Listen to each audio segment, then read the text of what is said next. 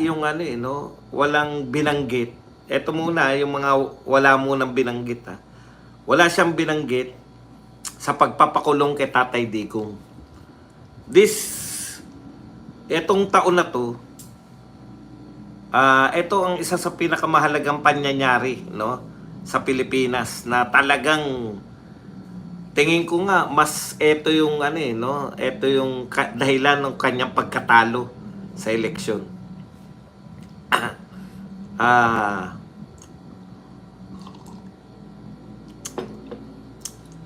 kung malaking bagay yan, malaki yung inubos na puwersa dyan. Yung kumbaga, nakita nyo naman yung mga kapulisan, no? Nakita nyo naman yung effort.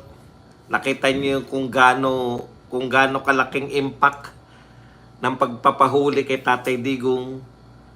Kung gaano yung mga sumunod na mga serye ng mga rally, kung gaano nagalit yung mga tao. Kung meron pong may impact na naganap, single most yung pinakamalaking impact ngayong taon, ito pong pagpapahuli kay Tatay Digong. Tahimik, di ba? Nabanggit ba? Ewan ko lang ha. Baka na yan yung mga nakatulog ako kasi simula pa lang inantok na ako, nakatulog talaga. As in literal na nakatulog ako.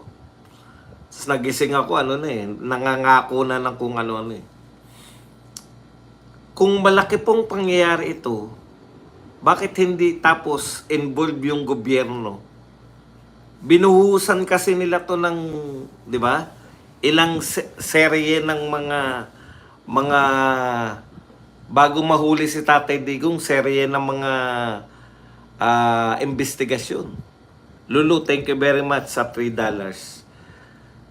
Serye ng investigasyon, may Quadcom, may Tricom, ang daming investigasyon tungkol para pasamain si Tatay Digong. Na eventually, nag-end up siya para hulihin si Tatay Digong at ibigay dun sa ICC. Ang laki po ng ginugol ng pamahalaan, no?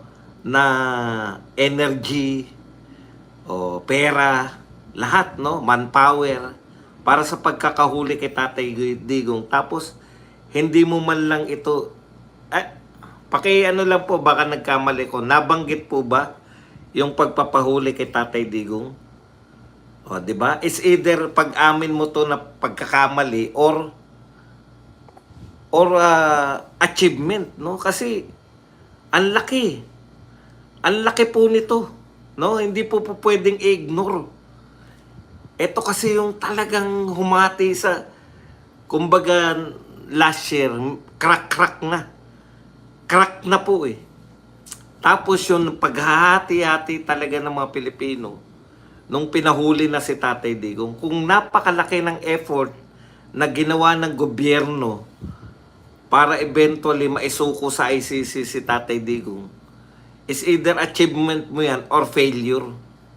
Di ba? Dalawa lang po yan eh. Achievement o failure. Pero hindi po pwedeng i-ignore mo siya. Kasi mga maliliit na bagay, ipapagawan tulay, napabayaang tulay. Di po ba? Yung mga nagamit na bagon, na isa-isa mo nga yung maliliit na bagay na yun, na bumili ng bagon ng tren noon pa 2014, after 10 years, tsaka lang magagamit. Now, walang, hindi mo maikukumpara sa pagpapahuli kay Tatay Digong yung impact eh. Pero nasabi mo sa zona eh. Ibig sabihin, is either hindi sila proud na gawin yun na achievement. Kasi pagkatapos, no? Mapapansin nyo po, pagkatapos ng pagkakahuli kay Tatay Digong, nag-press con kagad yan si BBM eh. Parang tagumpay, di ba? Parang achievement nila. Yun po yun eh. Yun talagang hindi mo may pagmamalaki.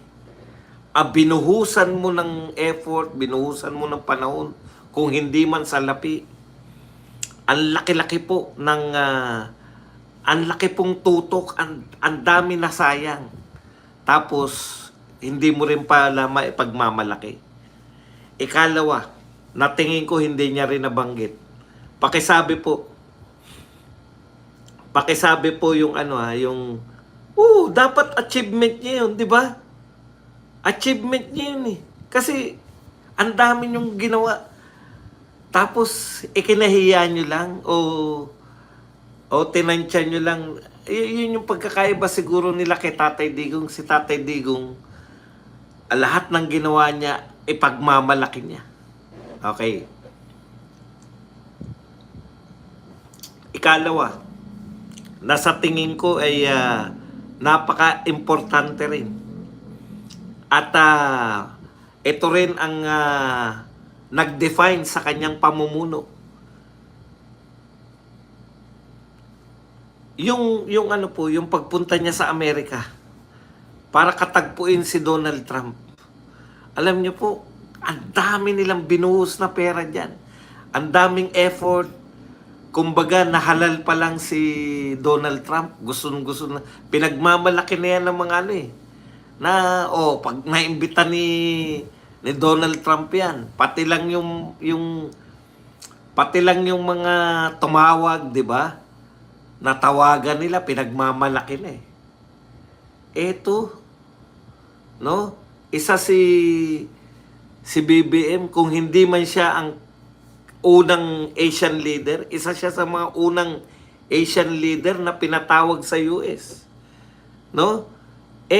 Ito po ang nagde-define ng ating ang laki pong bagay ng kung matatandaan natin kung si Tatay Digong may pivot to China, si BBM naman, yung pagbalik natin sa friends to one, no? Yung dating friends to all, enemies to none, bumalik tayo sa friends to one. Ito yung nag-define ng ating, yung relasyon natin sa United States of America. Ito po yung nag-define ng ating hindi lang ng ating foreign relation, ng tinakbo ng ating ng bakit na-isolate tayo. 'Di ba? Bakit nagkaroon tayo ng problema muli sa West Philippine Sea na dating wala na tayong problema, 6 years na tahimik, no? Yung defining moment mo yun na ipagmalaki mo yung relasyon mo sa US. Ang tanong, na ipagmalaki ba? Kasi natatandaan ko si Donald Trump, kapapanalo pa lang yan, gustong-gusto ng yung achievement na nakatawag, nabati si Donald Trump. Eto, nakaharap mismo. Hindi ba binanggit? Ikinahiya din. Yung malalaking event na nag-define dito sa administrasyon na to for this year, hindi niya binanggit. Kung hindi niya mababanggit bilang achievement, totally i-ignore niya. Yun yung problema ko lang dito sa SONA, no? State of the Nation Address. Ano na ang estado ng ating bansa? Dalawang malalaking event ang nagde-define ng ating estado. Yung pagpapahuli kay Tatay Digong na hanggang ngayon, yan na yung kumbaga last nail sa ating pagkakawatak-watak. At etong relasyon natin with US na siyang dahilan naman kung bakit nawala tayo sa graces ng China. Nawalan tayo ng pakikipagrelasyon sa China. Pero hindi natin maipagmalaki. Kung may mga trinabaho tayo last year na hindi man lang natin mabanggit dahil nakakahiya siguro kaysa ipagmalaki, i-ignore na lang. Yan po yung definition natin ng 3 years ni BBM. Ignore yung mga problemang, di ba? Maliban sa flood control. Mamaya tayo sa flood control. Yan yung problema ko. dalawang bagay, yung treatment sa atin ng USA. Yung zero tayo, zero tariff sila 19%. Despite ng pakikipagkaibigan natin. Yan po ang nangyari sa Pilipinas.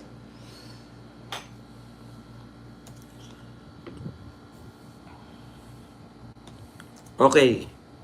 Dito po tayo sa mga nasabi. Meron na lahat ng dyaryo, meron na ng complete text. Kaya medyo di ba? Yun na pababa nyo na 1%. Sinabi ba yan? Malamang hindi. Okay. Una, sinabi niya na inamin niya yung leksyon, no, ng eleksyon. Di ba? Sabi niya, sabi ko, iba tunso na kasi may mga pag-amin eh. Pero hindi niya inamin na mali yung pagpapakulong niya kay Tatay Digong. Kasi once na inamin niya yun, dapat niyang i-correct. Okay.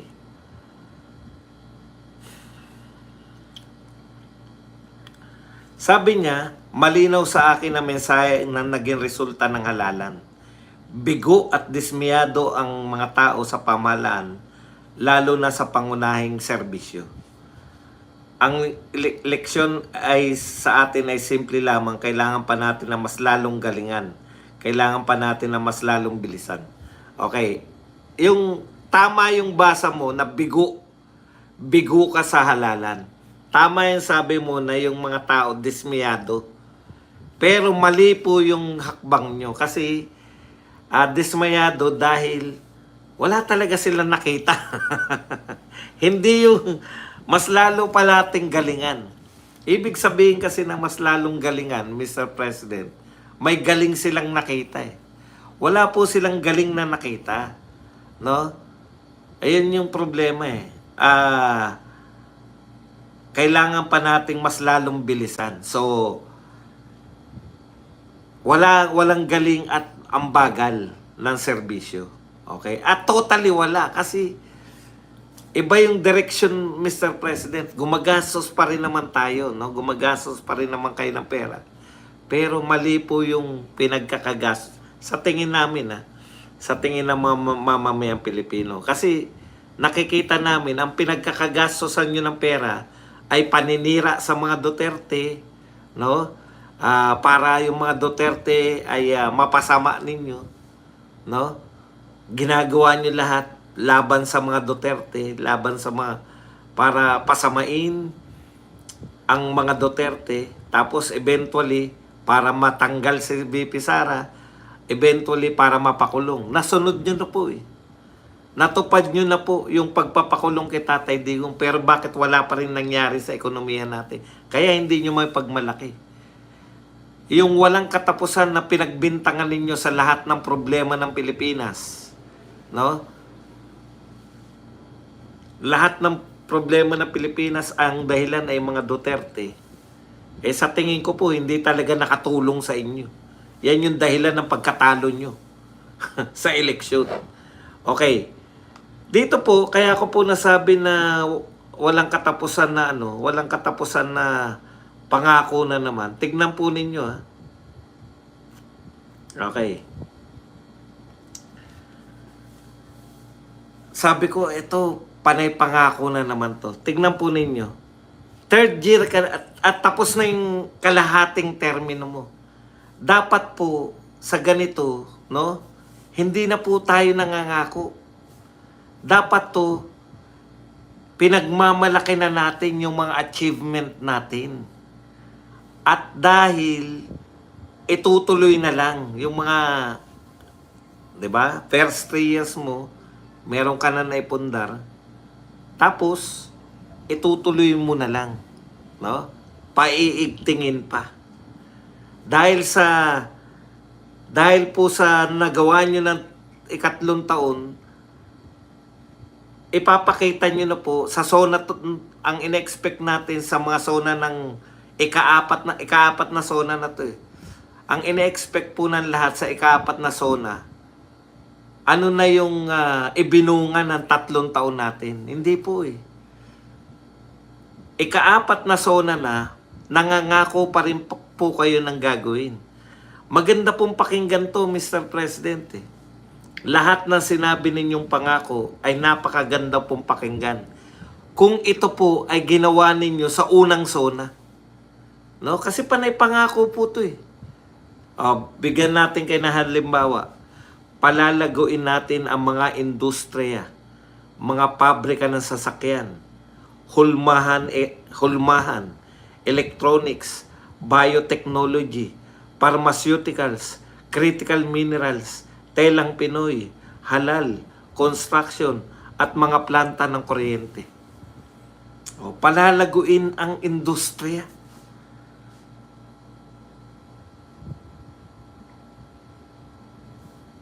Ano ba yung A-block na ba? Ano po ba yun? Lazy week. Ano yung sinasabi niya A-block na ba? Palalaguin mo, wala ka pang nagagawa. Wala tayong industriya na palalaguin natin ng mga industriya. Pabrika ng sasakyan. Meron na ba? Maganda po to, Mr. President. Ito mga sinabi nyo. Sa unang SONA po. Pang-unang SONA to eh. Dapat po ang report na rito, mayroon na tayo yung mga pabrika natin na sasakyan. Nakapag-produce na tayo ng mga bus na tumatakbo ngayon. At target pa natin mag-produce ng 1,000,000 bus para naman for export. Di po ba dapat ganun? Hindi yung palalaguin natin ang industriya, mga pabrika ng sasakyan. Talaga? May pabrika na ba tayo ng sasakyan ngayon?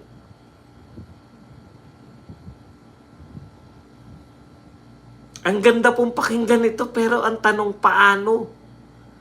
Kung 3 taon nga hindi nyo po naitayo eh. Okay. Ngunit nananawagan pa rin ako sa ating mga negosyante, mamuhunan kayo sa ating agrikultura. So ang pinalalabas nyo po ba, mataas na po, marami na po tayong industriya. May pabrika na tayo ng sasakyan, hulmahan, electronics, biotechnology, pharmaceuticals, meron na po. At ito po ang pinakamalupit sa lahat, no, na panawagan niya. My single resounding message to international community is this: the Philippines is ready. Invest in the Filipino. Mr. President, di po ba yan yung ginawa nyo ng unang 2 taon nyo? Nag-imbita kayo na nag-imbita ng foreign investors. Ibig sabihin, Mr. President, hanggang ngayon, nag-iimbita pa rin kayo. Mr. President, masarap pong pakinggan yan, no?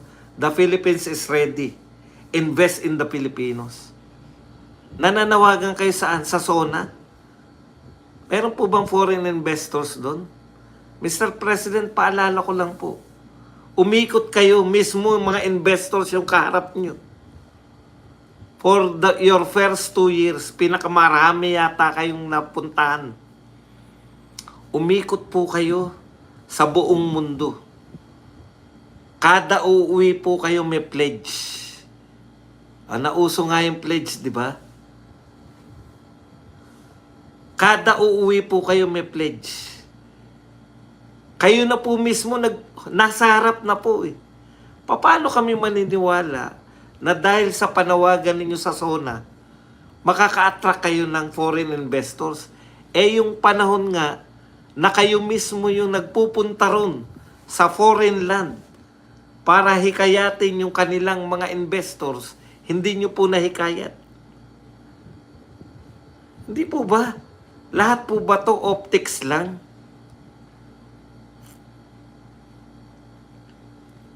Ika-4 na taon na po ninyo, nangangako pa rin po kayo. Panay pangako po yan eh. Wala nga kayong sinabi na paano tayo handa? Paano tayo maghahanda? Opo, yun po bang gusto mo? Yung pogo? Tama yun. Lazy week. Alam nyo, ang problema nyo, ikaw lazy week, no? Ang problema nyo, pinasasama nyo lang yung mga magagandang ginawa ni Tatay Digong. Kumpara mo ngayon sa online, kaya mo ba ipagmalaki? Binabanatan mo yung pogo. Yung online gaming ngayon, hindi mo banatan? Yung pogo, hindi naman tayo apektado nun eh. Kumikita tayo dun. Sasabihin nyo na naman na maraming krimen. Kailan nagkaroon ng maraming krimen? Di ba? Yan yung problema sa inyo eh. Babanat mo na naman yung pogo. Ganyan lang naman kasi ang alam ninyo. Yung presidente nga, hindi po maipagmalaki kung ano yung nagagawa eh. Kaya ganun din kayo eh. Ganun din kayong mga followers. Manira lang. O, si Duterte nga, pogo, pinapasok. Opo, pinapasok. Ano ngayon? Oh, ano ngayon? Kung pinapasok. Nagka-problema yung pogo panahon na ni BBM, isisisi. Yun yung problema nyo eh. Problema nyo lang yan. Ibig sabihin, hindi kaya na kontrolin yung pogo. Okay na yan. Lazy week. O, binabago nyo istorya. Isa na lang sagot ko sa'yo. Isa na lang ha. Yung isabong pinatanggal ni Tatay Digong. Masyadong late yung utak nyo. Ganun talaga, di ba? Ipagmalaki nyo kasi. Presidente nga hanggang ngayon nangangako. Huwag nyo na siyang pansinin. Yun lang pala gusto niyan, mablock siya. Ako na magbablock sa'yo para may pagmalaki mo na importante ka.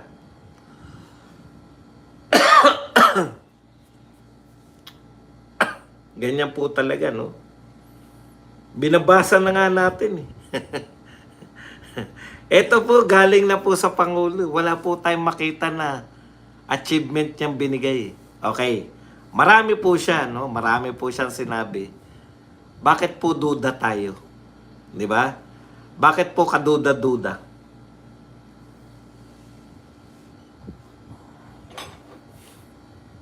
Modigong niya, yun isip. Ano modigong? Hindi ko maintindihan.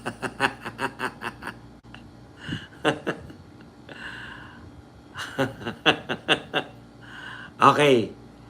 Ayan. Tignan nyo ha. Eto na naman. Binabalaan ko ang mga trader na magtatangka magmanipula ng presyo ng palay o bigas. O manloloko ng mga magsaka. Hahabulin namin kayo. Dahil ang trato namin sa inyong ginagawa, tinuturing namin economic sabotage. Ika-4 na sona nyo na po yan. Sinabi nyo po yan nung ikalawang sona. Wala po kami nabalitaan na big time na smuggler, hoarder, at mga price manipulator na napakulong, Mr. President. Achievement, teka lang ha, maiba lang po ako. Talaga bang achievement ng mga troll yung pag na-block sila? Kasi parang na-block ako. Ano po mangyari? May monetary ano po ba yan pag nabablock yung mga troll? Minsan nagtataka na ako kung anong uri ng utak meron eh, di ba? Ayaw mo ng pinanonood mo pero comment ka ng comment. Hindi ko talaga magets kung anong uri sila ng nilalang. Okay. Ngayon, bakit po kaduda-duda? Ang dami pong binabanggit ng mga tulay, pinagawa, etc. Nakakatawa nga na meron sinabing tulay na ang tagal daw ginawa, bilyon daw ang ginastos. Tapos nung nag-operate na raw, bagsak agad. Ang tanong ko, meron na ba na bilanggo doon? Alam ko sa panahon na niya yun eh. Sa panahon na niya na bumagsak yung tulay eh. Yun yung problema lagi, no? Inuuna mong hanapan ng sisi. Ang tagal ginawa, sa'yo natapos.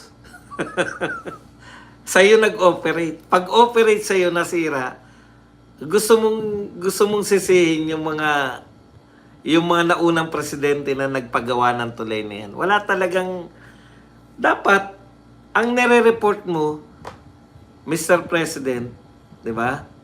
Dapat yung mga tulay, yung contractor ng tulay na nasira, ka-open pa lang namin. Ka-open pa lang namin, bumagsak na. Pinahuli ko at pinakulong. Dapat ganun po, hindi yung ang tagal ng tinapos, bilyon na ang nagawa.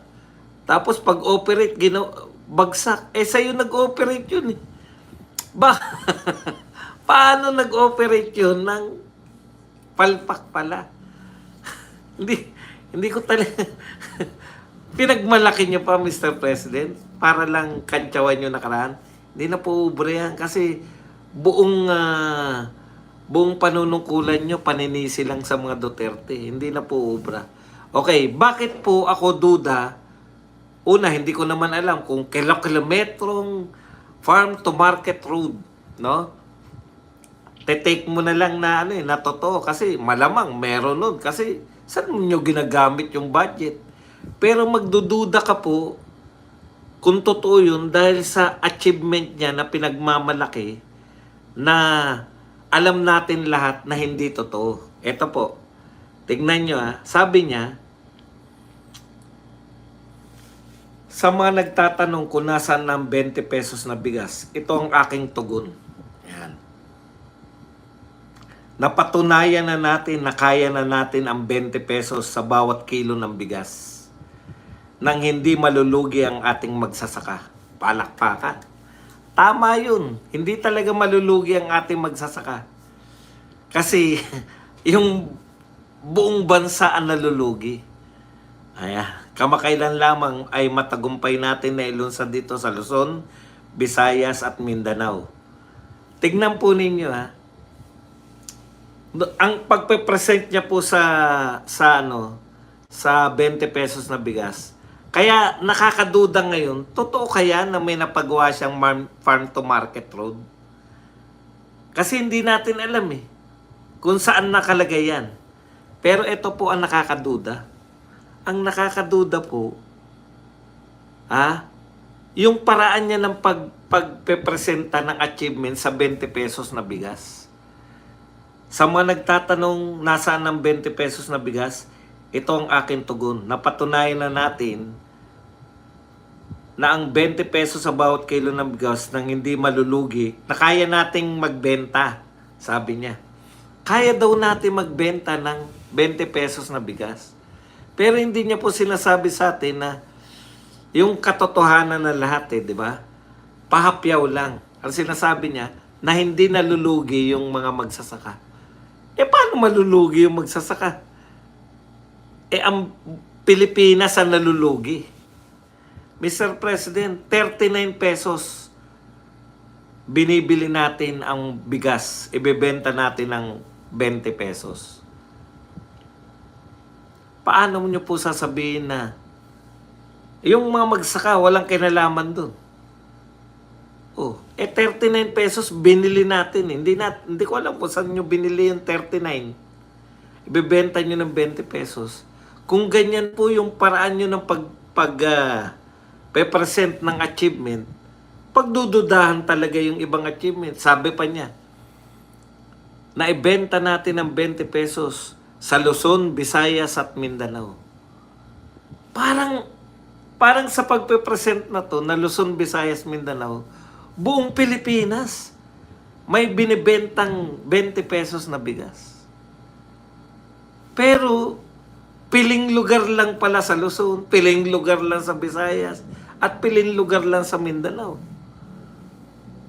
Ayan Kagaya sa San Juan sa Metro Manila. Pangasinan, sa Luzon, Cavite, Occidental Mindoro, Cebu, sa Bacolod, sa Guimaras, Siquijor at Davao del Sur. Yun lang po ang pinagbentahan. Sa buong Mindanao Davao del Sur lang. Alam ba yung Siquijor, Visayas pa rin yan. Sa Cebu ba, buong Cebu? Kung ito po ang achievements sa 20 pesos na bigas, ano kaya yung achievement pa sa iba? Kasi alam po natin yung naganap eh. Nagbenta sa piling lugar, nagbenta sa mga kadiwa, buhol. Wala bang buhol? O wala ni isa sa buhol. Baka talo dyan. Baka talo dyan sa inyo. Kaya po kung sasabihin po ni President Marcos na nakakapagbenta na ng 20 pesos bigas, kayo po magpasya. May 20 pesos bigas ba kayong nabibili? Sa kanya yung exemption, yun ang kanilang nagiging rule. Exemption lang po. Kumbaga, sa buong palengke, 99.9% ng buong Pilipinas hindi nagtitinda ng 20 pesos. Pero yung hina-highlight niya, yung 0.1%. Yun yung achievement niya. Presidente po kayo ng buong Pilipinas eh. Hindi po ng 0.1%. Kaya po ang ine-expect namin na achievement ninyo ay naramdaman ng 99% man lang o 90% man lang. Yung 10% kahit hindi na nila maramdaman, malamang mayayaman yan. Di po ba? Okay. Binati po yung mga kaya sabi ko nga, eto pa sabi, at dahil dyan, ilalaan ng 113 bilyong piso. So ngayong taon na to, may budget na para sa pagbili ng bigas. Ayuda. Ayuda po. Na 113 billion. Ang laki po eh. Kung yan po, binigay nyo na lang direkta sa mga magsasaka. Sinasabi nyo na, ay nako. Ang hirap, no? Ang hirap. Ang hirap. Hindi mo naman pwedeng sabihin na hindi totoo yung sinasabi niya. Totoo naman na may tininda. Pero sa 100%, 0.1% lang po yung nabentahan yung lugar. Kahit nga sa Cebu eh, hindi naman buong Cebu yan. Kahit na yung sinasabi niyong probinsya, hindi po yun yung buong probinsya, may 20 pesos na bigas. Okay. So, ano na lang yung wala tayong idea? Di ba? Kung yung mga bagon nga, pinagmalaki. Hindi po siya ang bumili ha. Binili ng 2014, hindi nagamit na 10 taon, nangantyaw pa eh. Ngayon, nagagamit na natin.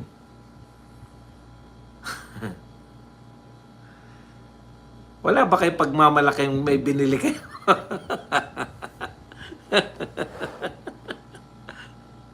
Ginamit nyo lang, Pero, dahil ba yan, kaya wala kayong proyekto maipagmalaki? Dahil ba sa kawalan natin ng kawalan? Nakatutok sa agrikultura, ang dami sinabi tungkol sa agrikultura. Sa 20 pesos na bigas pa lang. Okay. Dito po ako nagimbal ng gusto, no? Para makuha ko naman ang reaction nyo. Di natin maisa-isa yan. Ang dami niya sinabi, no? Pero yun na nga, yung pinakaalam natin na proyekto, yung 20 pesos na bigas, kung yung mga achievement na pinagmamalaki nyo na wala kaming kamuwang-muwang, Mr. President, ay katulad ng pagpe-present nyo sa 20 pesos na bigas, actually, wala talaga kayong wala talaga kayong achievement. Kasi peke yung achievement na yun. Pwede nyo nga sabihin na pwede natin pababain ng magkano ba ang baboy ngayon? 400? Pwede mo nga sabihin, Mr. President, na gagawin kong 100 yung baboy. Kaya eh. Bakit? O di, magsasubsidy ka lang ng 300. Yun po yung gusto nyong gawin eh. Para maipagmalaki na napababa ninyo yung presyo ng baboy. Napababa ako ng kalahati ang presyo ng baboy. Bumili tayo ng 400, puhunan siguro 350, ibenta natin ng 250 o 200. Palugi. Pero achievement sa inyo yun. Ganun po yung 20 pesos na bigas eh. Nagbebenta tayo ng palugi, kailan naging achievement yun? Okay. Pero nagulat po ako, ang akala ko yung sasabihin, new normal na. Yun yung ina-expect ko sa baha eh. 'Di ba? Una pa lang kayo, yung mga nanonood, tawa na ako ng tawa. Introduction pa lang, pinapakilala pa lang sila Chis Escudero, sila yung mga dating presidente na sila Joe de Venecia. Pinapakilala pa lang, bumabanat na kayo ng flood control. Ang buong akala ko po, ang pagpe-present niya sa flood control, ayun pa pala, no? Yung mga achievement po ba yun? Yung droga? Talagang hindi, hindi nawala, no? Yung droga na nakasabat tayo. Ayan, yan, kinakailangan natin puntuhan yan kasi binanatan niya si Tatay Digong dyan eh. Nakasabat tayo ng droga. Yung nasabat natin sa loob ng 3 taon, daig na natin, dinaig na. O napantayan. Hindi ko na matandaan yung termino niya kung nadaig na o napantayan na yung dami ng droga ni Tatay Digong. Alam mo, Mr. President, dalawa yan eh. Kung nakakakuha ka ng maraming droga ngayon, paano mo masasabing tagumpay yun? Ibig sabihin, bumabaha ng droga ulit. Di po ba? Ako, ganun yung basa ko eh. Lalo na, kung yung mga nahuhuli yung droga ay walang tao. Kusang lumulutan, ibig sabihin, dito tayo. Bigyan ko lang kayo ng background. Sinabi na ni BBM na mindset, di ba? Baguhin natin yung mindset natin dahil hindi na mawawala yung baha. Ina-expect ko na ganun yung sasabihin niya. Pero nagkamali ako. Nagalit sa mga inamin niya na marami ang mga ghost project lang yung at mananagot. Mr. President, no? Eto lang po. Yan yung gustong marinig ng tao. Believe ako sa inyo eh. Alam niyo na rin po yung mga gustong marinig ng tao. Gusto niyo marinig ng tao na umaming kayo na kayo ay bakit kayo natalo sa eleksyon, di ba? Gusto marinig ng tao sa 20 pesos. Gusto marinig ng tao na nanalo si Torre. Gusto marinig ng tao na... Pero yung mga tao, yung mga galit yung tao, hindi nyo pagmamalaki. Galit yung tao pag pinagmalaki nyo na pinakulong nyo si Tatay Digong. Galit yung tao pag si BP Sara, hindi nyo pwede ipagmalaki na si BP Sara ay nakasalang sa sinalang ninyo pala sa impeachment trial. Okay, anyways, meron pang isa bukod sa droga. Ano pa ba? Mamaya na lang, mamaya. Maalala ko, meron pang isa na usapin eh. Okay, yung flood control po, natuwa ako, no? Na iisa-isayin, hahabulin, at kakasuhan pa. Walang problema dyan, Mr. President. Pero yan po yung gustong marinig. Ang tanong, meron po bang makakasuhan? Yun, naalala ko na, speaking of kasuhan. Paano nyo po na-attempt na ipagmalaki yung sa sabungero? Napakulong nyo na po ba yung mga mastermind? Nasolve nyo na po ba yung kaso? Hindi, yung sa sabungero. Sa sabungero sinabi niya eh. Hindi niya binanggit yung online gaming. Yung sabungero, yung habulin naman kayo kahit gaano kalaki ang pera nyo. Di ba? Achievement po ba yun na hahabulin nyo pa lang? Hindi nyo pa napapakulong? Yun po. Kaya duda ka sa mga binabatong achievement eh. Nililito nyo ba kami sa pangarap at tunay na achievement? Dapat achievement po, ito po ang nagawa. Pangarap, di ba? Wala pa po yan eh. Yung sabungero, hindi nyo po, yung issue po na sabungero, wala pa po kayong hinahabol. Hahabulin pa lang.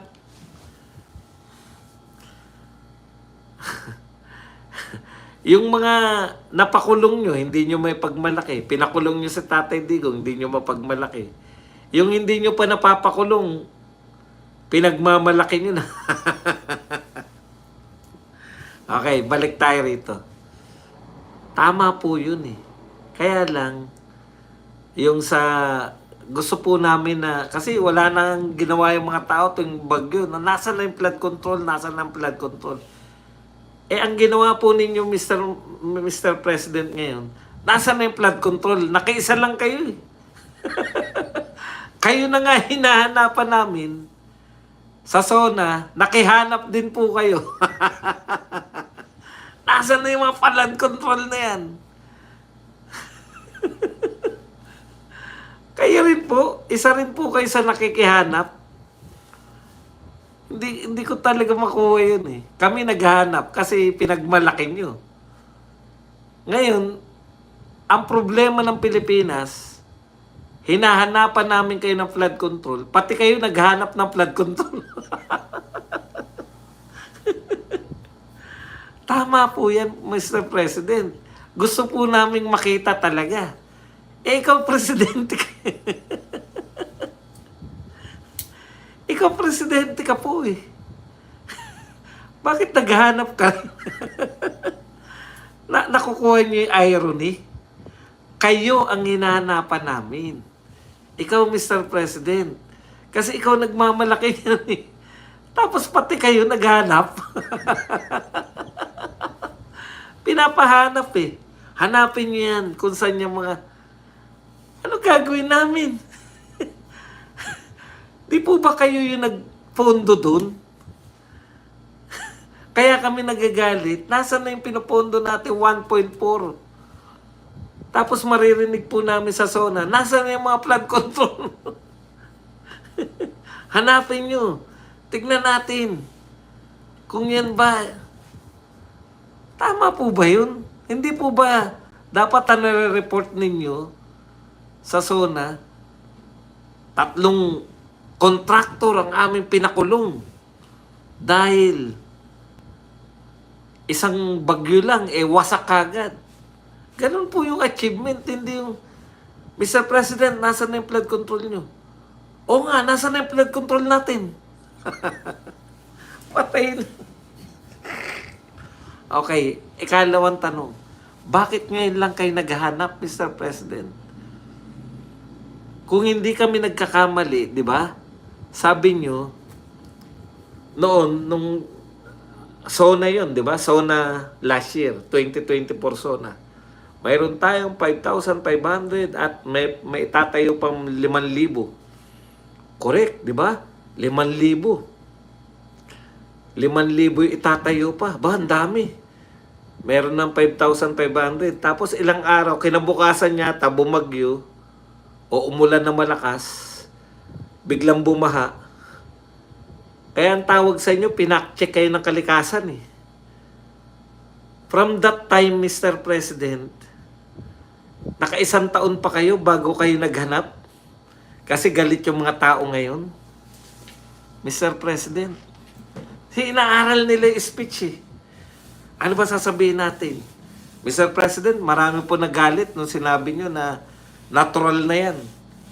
Wala na tayo, pangit pong ano yan. Pangit ba? Anong gusto ng mga taong marinig? Ang gusto ng mga taong marinig makasuhan tong mga gumawa ng palpak na flood control. O sige, yan ang sasabihin natin sa SONA. Mr. President, hindi lang po yung sinasabi niyo sa SONA. Dapat nire-report nyo rin yung achievement ninyo. 1 taon muna bago nyo hanapin yung nawawala. 1 taon na po yun eh. Pagkasabi nyo, pagkamalaki nyo, 1 taon na po nakalipas eh.